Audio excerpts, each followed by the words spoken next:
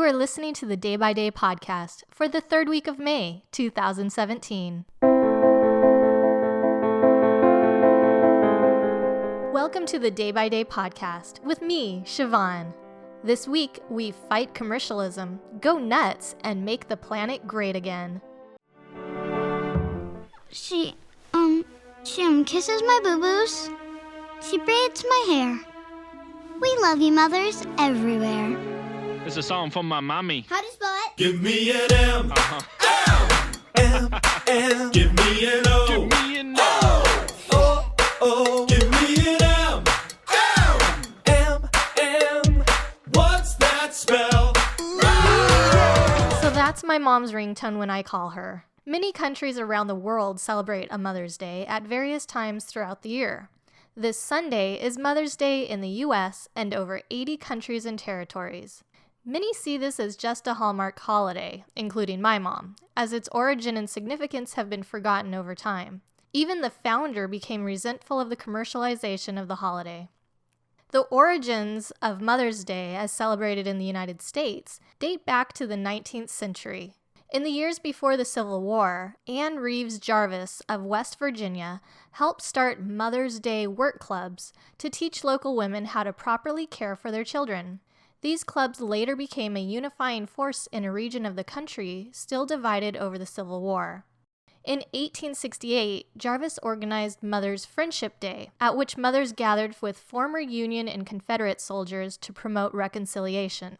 Anne Reeves Jarvis died in 1905, and her daughter, Anna Jarvis, began her campaign to make Mother's Day a recognized holiday. She wanted to honor her mother by continuing the work she started and to set aside a day to honor all mothers, because she believed that they were the person who has done more for you than anyone in the world. In 1908, after gaining financial backing from Philadelphia department store owner John Wanamaker, Anna Jarvis held a memorial for her mother at St. Andrew's Methodist Church in Grafton, West Virginia. St. Andrew's Methodist Church now holds the International Mother's Day Shrine. That same day, thousands of people attended a Mother's Day event at one of Wanamaker's retail stores in Philadelphia. And also that same year, the U.S. Congress rejected a proposal to make Mother's Day an official holiday, joking that they would also have to proclaim a Mother-in-Law's Day. However, Anna Jarvis continued her campaign, and by 1911, all U.S. states observed the holiday, with some of them officially recognizing Mother's Day as a local holiday, the first being West Virginia, Jarvis's home state, in 1910. In 1914, Woodrow Wilson signed a proclamation designating Mother's Day, held on the second Sunday in May, as a national holiday to honor mothers. In 1912, Anna Jarvis trademarked the phrases Second Sunday in May and Mother's Day, and created the Mother's Day International Association. She specifically noted that mothers should be a singular possessive for each family to honor its own mother, not a plural possessive commemorating all mothers in the world. The difference being MOTHER''S versus MOTHERS''.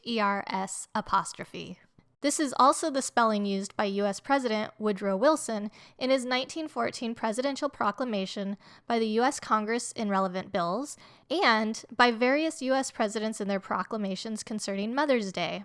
Anna Jarvis had originally conceived of Mother's Day as a day of personal celebration between mothers and families. Her version of the day involved wearing a white carnation as a badge and visiting one's mother or attending church services, white carnations being her mother's favorite. While Jarvis had initially worked with the floral industry to help raise Mother's Day's profile, by 1920 she had become disgusted with how the holiday had been commercialized.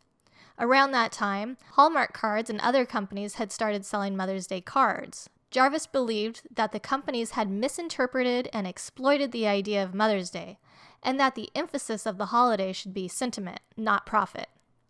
As a result, she organized boycotts of Mother's Day and threatened to issue lawsuits against the companies involved. Jarvis argued that people should appreciate and honor their mothers through handwritten letters expressing their love and gratitude, instead of buying gifts and pre-made cards. Jarvis protested at a candy makers convention in Philadelphia in 1923 and at a meeting of American war mothers in 1925. She was arrested for disturbing the peace at the American War Mothers meeting. By the time of her death in 1948, Jarvis had disowned the holiday altogether and even actively lobbied the government to see it removed from the American calendar. She never profited from the day, despite ample opportunities afforded by her status as a minor celebrity. In fact, she went broke using what money she had battling the holiday's commercialization. There are an estimated 2 billion moms in the world, 82.5 million in the US alone.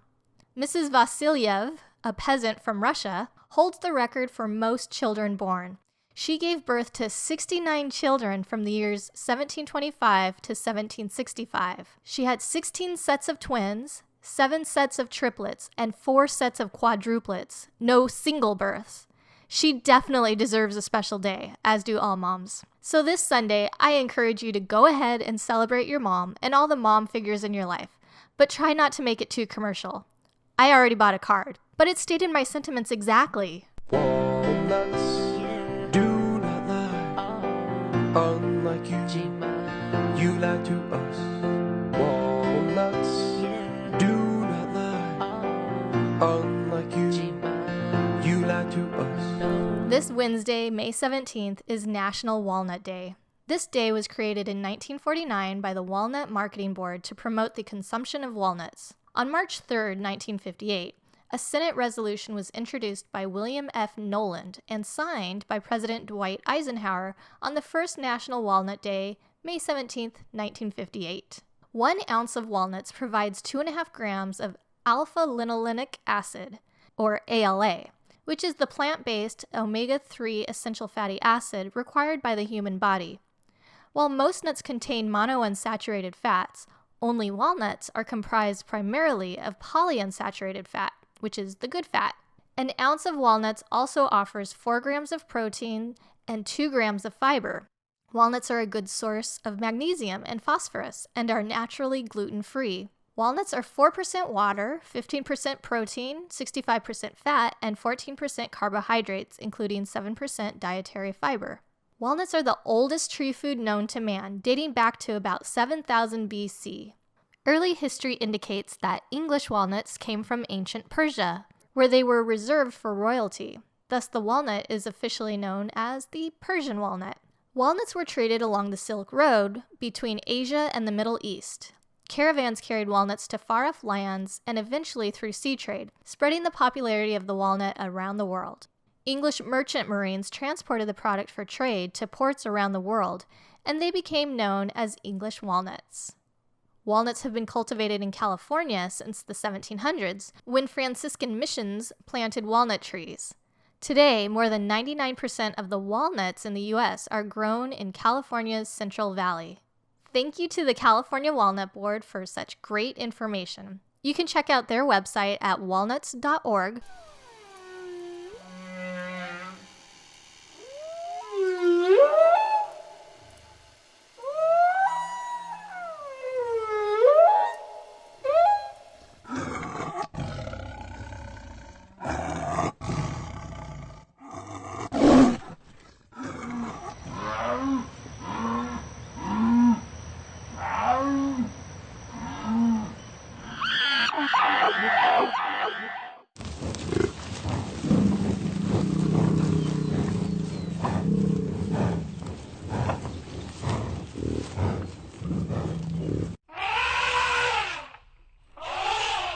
Those are all calls from endangered animals.